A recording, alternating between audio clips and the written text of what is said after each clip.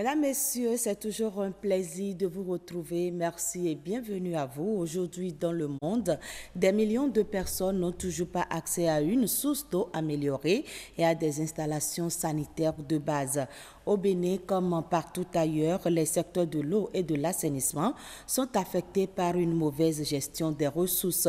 Dans le souci donc d'améliorer la gouvernance et la performance de ces secteurs, une cartographie des risques d'atteinte à l'intégrité a été élaborée. De quoi retourne donc cette étude? Nous en parlons avec M. Rachad Alimi. Il est membre du comité des experts du Partenariat national de l'eau du Bénin. Bonsoir monsieur et merci d'être venu sur ce plateau. Bonsoir madame, merci de me recevoir. Dites-nous déjà pourquoi une cartographie des risques de déficit d'intégrité dans le secteur de l'eau et de l'assainissement au Bénin. Pourquoi une cartographie? Parce qu'on a voulu établir une situation de référence des questions d'intégrité, donc des déficits d'intégrité qu'on a dans le secteur de l'eau et de l'assainissement. C'est un exercice, une première dans le pays, un exercice pour savoir quels sont les facteurs de déficit d'intégrité qu'il y a dans ces deux sous-secteurs-là, de façon à pouvoir répéter cela à un autre moment et comparer si, dans quel sens on a évolué, on a amélioré, si vous voulez, la gestion du secteur. Et pourquoi parle-t-on alors de risque d'atteinte à l'intégrité? Parce que là, on est plutôt dans beaucoup sur une approche préventive qui limite les dégâts. Vous savez, quand il y a les dégâts surviennent, les coûts sont beaucoup plus grands que lorsqu'on prend les dispositions préventives, les mesures pour réduire la surveillance, on peut dire, de ces risques qu'on a, de ces facteurs de risque. Donc nous avons, disons il y a 2 ans qu'on a fait cela, on a fait un peu le point de quelles sont les différentes causes de dysfonctionnement, on peut dire, au niveau du secteur de l'eau et de l'assainissement. Et nous avons donc identifié un certain nombre de catégories et nous avons classé en fonction, si vous voulez, des relations entre les acteurs du secteur et les usagers. Et nous avons aussi classifié ça en fonction donc d'un certain nombre de domaines de risques qu'on a identifiés lorsque, d'une manière générale, on gère, lorsque l'État gère l'eau et l'assainissement. Donc il y a un certain nombre donc, de domaines qu'on a identifiés comme des domaines à risque, qu'on a vérifié quels sont les types de risques de déficit d'intégrité ou de surveillance de la corruption, on peut dire, dans le secteur qu'on a pu identifier. Et quels sont ces risques alors? Alors, dans le secteur de l'eau, il y en a, et dans le secteur de l'eau, on en a distingué pour l'eau, l'approvisionnement en eau urbaine, en milieu urbain, donc qui est du domaine, par exemple, régi par ou géré par la SONEB. Et on a distingué aussi les risques liés à l'approvisionnement en eau potable en milieu rural. Voilà. Donc, si on prend le cas du milieu urbain, il y a peut-être quelque chose qui est intéressant à savoir. Par exemple, si vous faites attention un peu dans tous les milieux urbains, périurbains, il y a le forage anarchique de l'eau. Donc, chacun qui a un lopin de parcelle, il ne fait plus l'abonnement à la SONEB. Systématiquement, il lui-même fait son trou qu'il exploite.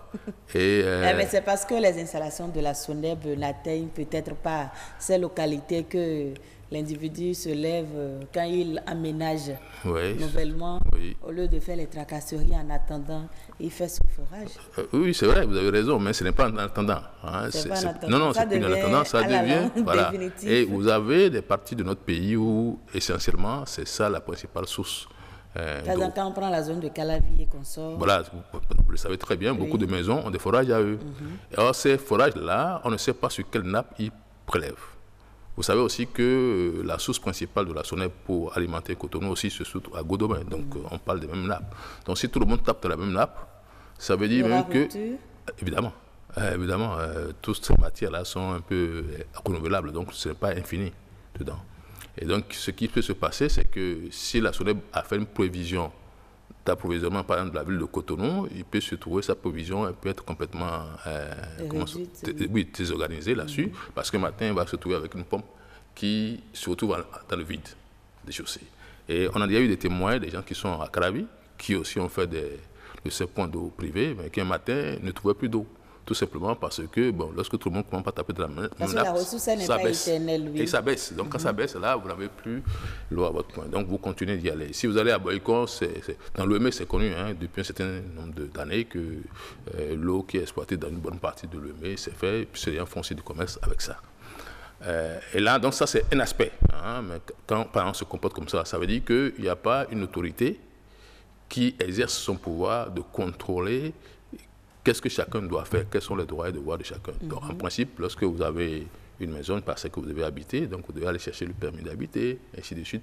Et à partir de ce moment-là, là où vous mettez votre point d'eau, oui. ou là où vous mettez vos toilettes, tout ça est bien étudié de façon à ce que, bon, il n'y ait pas contamination de l'un à l'autre et que vous ne créez pas aussi de nuisances à vos voisins. Voilà. Et donc, ça, c'est pas un des éléments qu'on trouve il y a ici, au niveau du milieu urbain, un peu partout dans le pays, et ça peut beaucoup gêner. Tenez, notre étude a révélé un cas intéressant. Lorsque vous allez à Boycon, la commune de Boycon, avec l'appui de partenaires, a réalisé un grand château d'eau. Si vous voyez à la sortie de Boycon, vers Fogbana, là-bas. Et c'était entendu que normalement que c'était quand même une adduction qui doit servir une bonne partie de Boycon. Mais l'opérateur qui est sur cet ouvrage-là pour distribuer de l'eau, bon, il n'est pas dans son compte parce que tout simplement, on s'attendait à ce qu'il y ait beaucoup d'abonnés. Okay. Mais finalement, il y a déficit d'abonnés. Donc le marché n'existe pas pour tenir ce château. Ça dit qu'il faut quand même un marché. Ça dit en termes de volume d'abonnés qui consomment, qui payent de façon à ce qu'on puisse entretenir le château. Et qu'est-ce qui explique ce phénomène? Pourquoi les gens ne s'abonnent pas? Mais parce qu'ils ont accès maintenant à les nouvelles technologies de débrouillardise qui se sont vulgarisées facilement. Oui. Amène chacun maintenant a dit, si vous avez une maison là, peut-être qu'avec 50 000 francs, si vous êtes à Cotonou, vous pouvez faire effectivement votre trou et pomper de l'eau. C'est plus facile. C'est plus facile, vous payez une pas. Facture à la fin de chaque mois. Donc si vous êtes là-bas avec un peu de centaines de mille, dans les zones de Boycon ici, ils peuvent faire ça. Et pire, c'est que quand chacun a fini de faire ça, comme on a l'esprit commerçant chez nous, vous commencez par aussi desservir à vos voisins. Voilà. Donc l'eau que nous prenons dans les sachets, l'eau que nos enfants boivent, que vous-même vous buvez, ça parfois ça vient de là. Voilà. Et ce qui est plus grave dans ça aussi, c'est qu'il n'est pas évident que ces sources d'eau soient forcément potables. Voilà. Et donc parce que vous avez, les spécialistes en eau vont vous le dire, il y a différents types d'eau dans le sol. Et donc normalement, pour être sûr qu'on est sur de bonnes nappes, il y a des profondeurs, il y a des analyses qui suivent. Mais lorsque chacun commence par le faire comme ça, bon, on peut rien suivre. Aucun contrôle là-dessus. Donc on a des risques sanitaires qui sont énormes. Non seulement on a des risques de déficit d'eau qui peuvent désorganiser la planification que nous avons. Et donc on peut investir. Vous pouvez imaginer combien ça coûte les châteaux d'eau, tout ce que les canalisations que les gens font. Mais après, si c'est pour tomber sur une nappe qui ne dure pas, vous imaginez, donc vous allez dépenser gros pour juste un peu. Voilà. Donc, ça, c'est en milieu urbain. Ça, c'est en milieu urbain. Et en milieu rural? En milieu rural, on a beaucoup plutôt de défaillances dans le système que vous savez, dans le milieu rural, c'est les communes qui sont compétentes en matière d'approvisionnement en eau potable. Okay. Et le système que nous avons, enfin que l'État a mis en place, c'est de dire que les communes n'ont qu'à déléguer la gestion de ces ouvrages réalisés à des opérateurs privés. Donc l'État a appuyé la naissance de petits opérateurs un peu partout sur le territoire et qui ont pris en charge ces infrastructures. Et les questions de prix, de distance et de moyens... C'est pas harmonisé. C'est harmonisé. Dans les communes, c'est harmonisé. Mais le problème, c'est toujours au niveau de la population qu'il faut faire un travail pour lui faire comprendre que c'est son intérêt à prendre de l'eau potable. Ça veut dire, il y a un certain nombre d'habitudes culturelles aussi qui font que, bon, on trouve que parfois ces eaux-là ne sont pas, c'est pas doux, comme on dit souvent. Et on dit que l'eau de puits est... Voilà, c'est plus doux. D'abord, c'est plus frais. Bon, faut voir ça. C'est ce que les gens ont l'habitude de dire. Et puis, bon, donc, il y a des saisons, par exemple, où lorsqu'il pleut, ils vont moins. Voilà, ils vont moins. Oui, l'eau en abondance, mais elle n'est pas forcément potable. Et donc, ça, c'est un peu ce que vous pouvez observer aussi en milieu rural. En plus de ce que, de ce fait, souvent, les opérateurs qui sont là-dessus n'arrivent pas à assumer les travaux d'entretien qui sont nécessaires. Donc, comme ça, vous pouvez avoir des ouvrages qui existent, mais qui n'arrivent pas à être en service. Exactement comme les pannes qu'on connaît parfois en ville pour de longs moments. Et donc, ça aussi, c'est très fréquent en milieu rural. Et donc, si vous voulez, on a mis un système pour que ça tourne d'une certaine manière, mais du fait d'un certain nombre de déficits, ça ne tourne plus correctement. Et c'est justement là qu'on parle donc d'intégrité et de déficit d'intégrité. Parce que le système doit tourner comme on l'a prévu, comme les politiques l'ont prévu, comme la machine qui est mise en place doit fonctionner, ainsi de suite, comme les communes s'attendent à une certaine régulation. Mais dans la réalisation, dans la mise en œuvre, souvent ça ne marche pas. Ça ne marche pas parce que souvent aussi chacun n'assume pas son rôle. Donc les problèmes sont les mêmes dans le secteur de l'assainissement. L'assainissement, on peut dire que, grosso modo, notre État est moins regardant, moins engagé sur l'assainissement, véritablement. Et pourquoi?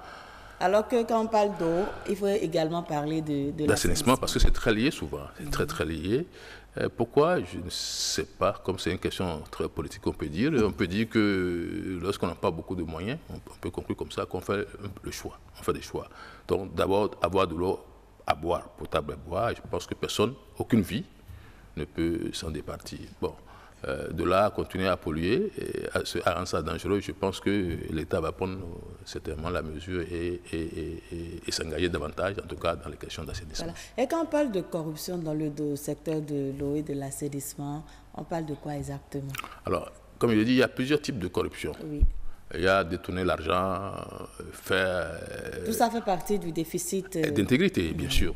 Mais c'est que la notion d'intégrité va plus loin. C'est-à-dire qu'il y a la corruption courante qu'on connaît, c'est détourner les matériels, détourner l'argent qui sert à quelque chose, repositionner un ouvrage là où ça ne devait pas être. Par exemple, comme je l'ai dit, vous en avez trop ici, par exemple, à Cotonou. Non, j'exagère un peu. mais bon.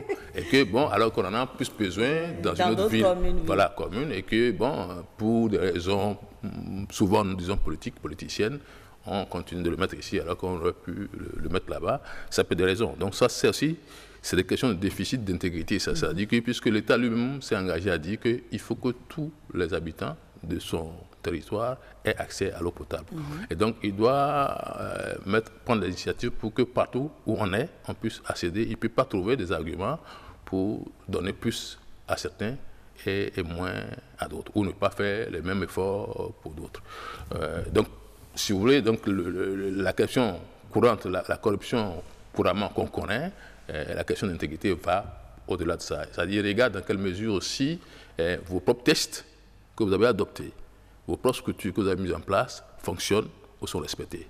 Et c'est là où nous en arrivons avec le cas qu'on évoquait tout à l'heure avec les forages anarchiques. Oui. Il faut dire, nous avons des tests qui réglementent ça. Et nous avons des services.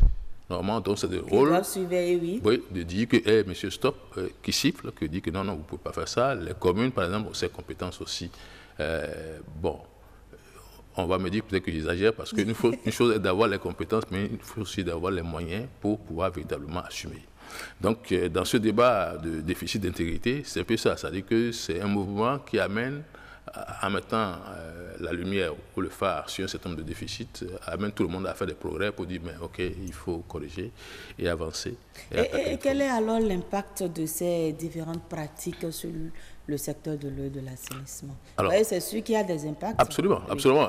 Un des premiers impacts, c'est ce que vous avez dit, par exemple, les communes. Si vous prenez les communes du manière générale, dans leur dispositif de gestion de l'eau, normalement, ils doivent avoir des recettes de là qui leur permettent de continuer à investir pour assumer effectivement maintenant ce que le gouvernement du président Talon, l'engagement qu'il a pris, c'est-à-dire que le président a décidé que, bon, lui, en 2021, il faut que toute la population béninoise, partout où ils sont, ait accès à l'eau.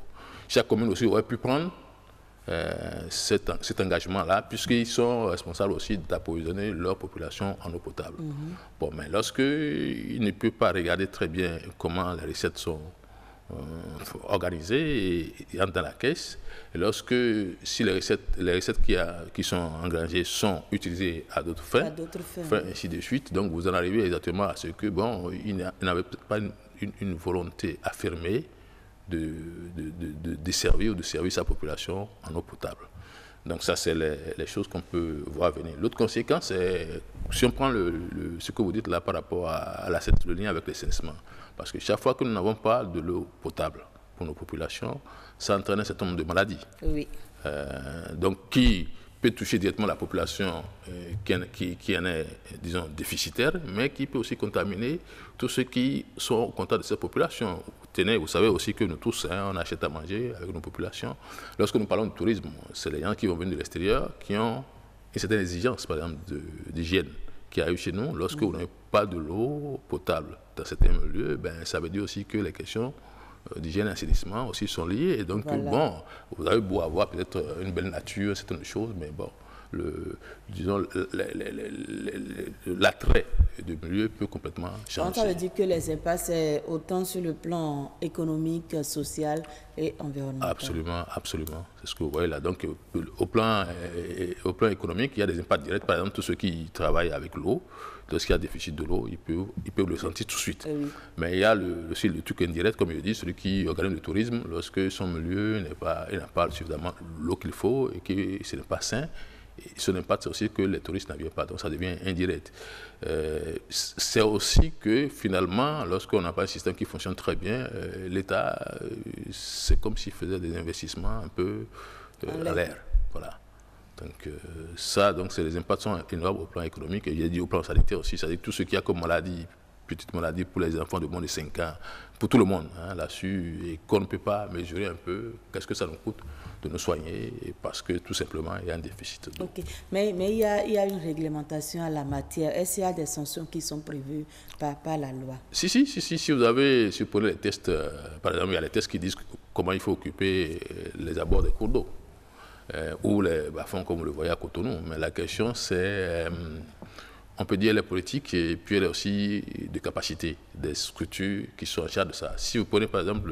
Les tests ne sont pas appliqués. C'est ça. Si on assiste encore à tout ça, ça veut dire que les tests ne sont pas... Je suis d'accord avec vous. Vous avez vu même, il y a un exemple, un bel exemple, je crois que le procureur, je ne sais pas, de Cotonou, c'est lui qui a dit que s'il voit encore quelqu'un souiller la nature, il va... Oui, mais il y a un service... Donc c'est le rôle, c'est le mandat. Normalement. Maintenant, il est facile de dire qu'il y a un service si le service il n'est pas activé. Voilà, activé, ça veut dire vous lui donnez les personnes qu'il faut, vous lui donnez aussi les ressources pour qu'il aille faire ça aussi. Donc, parce que de toute façon, le procureur, lui, quand il a fini de dire ça, il attend qu'on lui amène, des gens qui sont en faute. Donc, parce que lui-même ne peut pas se mettre au bord de la route pour les arrêter. Voilà. Et maintenant, c'est devenu le travail de la police. Alors qu'il y a quelque chose qu'on appelle aussi police sanitaire. Donc, dont c'est plus le mandat que la police républicaine. Et quand on prend le secteur de l'eau et de l'assainissement, est-ce qu'il y a déjà eu des cas d'emprisonnement pour décourager le genre de pratiques que nous venons de... Non, ça, je ferai un faux témoignage, je ne sais le dire. Tout ce que nous savons, c'est que jusqu'à présent, dans certains quartiers, il y a encore ce que nous appelons dans nos langues Hueponto. Hueponto. Yoruba, on dit volé. Ça veut dire que c'est des gens d'hygiène et assainissement qui passent dans vos maisons et quand ils voient que vous n'avez pas vidé les ordures, quand vous n'avez pas bien rangé, vous n'avez pas bien nettoyé, ils peuvent vous verbaliser. Et jusqu'à présent, c'est leur mandat. Hein, si vous voient que vous suivez le quartier, tout ça, ils peuvent vous verbaliser. Ils peuvent d'abord dire attention, et puis une deuxième fois, commencer par. Donc, il y a une réglementation. La question aujourd'hui, c'est que ce personnel apparemment en déficit. Et puis, bon, visiblement, ils n'ont pas les ressources pour continuer à intervenir, surtout que la ville s'agrandit. Et ce genre d'activité de ces services-là, c'est au niveau des communes qui ne sont pas urbains, c'est l'affaire donc des communes directement, des mairies. Et là aussi, il faut qu'ils aient le personnel approprié. Il faut aussi que peut-être il y ait une déconnexion entre je suis le politique élu local et véritablement, je vais administrer comme il faut. Okay.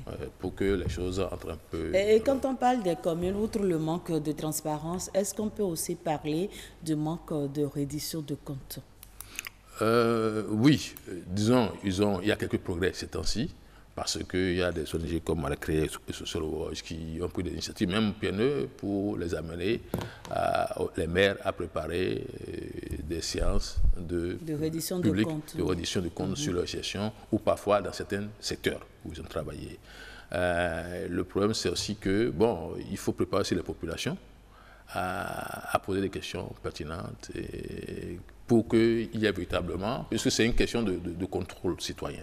Donc il faut avoir, quand le maire rencontre, il faut d'abord le faire dans des termes qui soient accessibles aux populations, qui le disent, Il faut aussi que ces populations qui comprennent, qui puissent poser des questions en retour pour obliger, peut-être le maire a dit maintenant aussi que c'est aussi non seulement des questions techniques, mais aussi des questions politiques. C'est-à-dire que c'est des choix que l'État ou le gouvernement ou l'élu du peuple fait pour sa population. Ok, et maintenant, en quoi la cartographie des risques de déficit d'intégrité va changer les choses? Alors, comme je l'ai dit, il a d'abord, cette étude a le mérite d'abord de mettre l'accent sur un certain nombre de déficits qu'on observe, sur lesquels on peut y agir maintenant. Et qui peut amener tout le monde un peu à voir. Par exemple, nous disons que lorsque la SONEB ou l'État fait des opérations promotionnelles de branchement de l'eau, comme c'est le cas actuellement, oui. En principe, l'idée, c'est que ceux qui, en temps ordinaire, ne peuvent pas abonner sous les conditions de la SONEB, on leur offre des conditions exceptionnelles pour qu'ils puissent venir abonner. Mais ce que cette étude a révélé, c'est que les pauvres, leur caractéristique, une des caractéristiques, c'est que lorsque la ville se développe, eux, ils vont toujours plus loin. D'accord? Oui. Or, si vous regardez même dans la publication de la SONEB récemment, il dit, bon, c'est ceux qui sont à telle distance, des fois, ou de réseau. Il se fait que la SONEB ne va jamais là où les autres qui ne sont pas encore lotis. Voilà. Donc, le problème va toujours se poser. Exactement, vous comprenez maintenant. Donc, ça veut dire que cette étude-là, il vient dire à l'État que, attention, même si vous faites des opérations promotionnelles, vous n'avez pas encore mis l'accent sur là où l'eau est pauvre, pour faciliter la chose. Alors, la SONEB, je peux aussi vous dire, la SONEB avait identifié d'autres approches pour corriger la chose. C'est-à-dire qu'il y a des gens qui ont les moyens pour tirer, piquer sur le réseau de la SONEB pour aller dans les quartiers où sont les pauvres, par exemple. Mais là, c'est que les prix changent. Et comme les prix changent fondamentalement, c'est les pauvres qui payent plus l'eau. Oui. Voilà, ça c'est un peu la réalité. Et donc, cette étude au moins permet de dire, attention, même si vous avez une stratégie, il y a encore mieux à faire pour avancer. Vous avez parlé tout à l'heure de l'échéance de 2021 que s'est fixé le gouvernement pour l'accès universel à l'eau potable pour toute la population béninoise. Ouais. Quelles sont les mesures alors pour atteindre cet objectif? Alors, le gouvernement, il faut dire que, et il faut le saluer, lui est d'abord, que sans attendre, puisque l'échéance fixée par la communauté internationale, c'est 2030. Voilà. Oui. Donc, voilà, il faut un gouvernement responsable qui dit que je vais le faire avant. Je m'engage à le faire avant. Et donc, on voit, en tout cas depuis 2017, on voit maintenant les signes sérieux quand même que... Mais est-ce que c'est vraiment possible d'atteindre cet objectif d'ici 2021? Parce que la moitié de la population béninoise... C'est dans 2 ans, oui, dans 2 ans. Et au jour d'aujourd'hui, la moitié de la population béninoise n'a pas encore accès à l'eau potable. Comment on va y arriver, malgré les prix promotionnels de la SONEB et autres?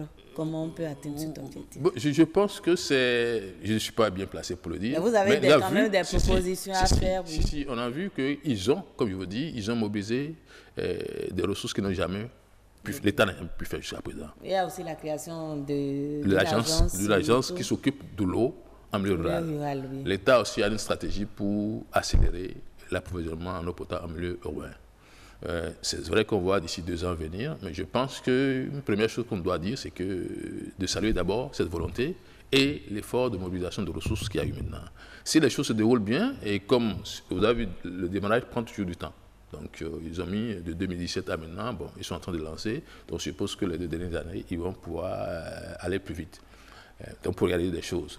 Dans tous les cas, ce que moi je peux dire de mon point de vue, puisque je ne sais vraiment pas le rythme d'avancement des gens, c'est qu'on aura quand même atteint un niveau de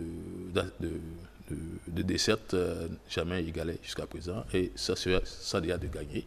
Le reste est que les questions, la thématique comme l'intégrité, va veiller à ce que ces ressources mobilisées, ces efforts faits par le gouvernement là, soit vraiment profitable pour tous. Oui, voilà, et rentabilisé. Et non parti. Et parlant d'intégrité, il y a eu la semaine dernière le premier forum national sur l'intégrité dans le secteur de l'eau. En quoi ce forum peut contribuer à répondre aux défis liés justement à l'intégrité dans le secteur? Alors, merci bien pour ça. Ce forum, si vous voulez, il a eu 2 objectifs. Un premier plutôt, c'est pour une première fois d'organiser une réflexion sur les questions de corruption ou de déficit d'intégrité dans le secteur de l'eau et de l'assainissement, et de profiter de cette occasion où on rassemble tous les différents acteurs du service du secteur de l'eau pour aussi vulgariser, lancer le rapport de cartographie. Et donc, on pense maintenant qu'on a mis le doigt sur ce nombre de risques.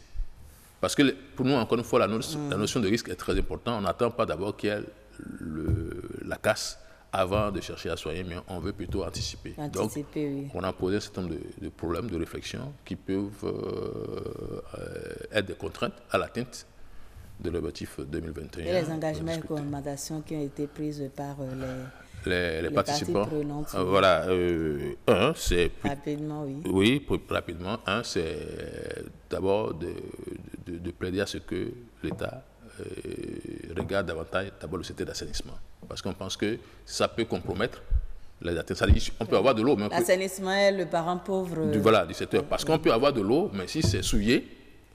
on ne règle aucun problème. On ne règle aucun problème. Donc, ça, c'est la première chose.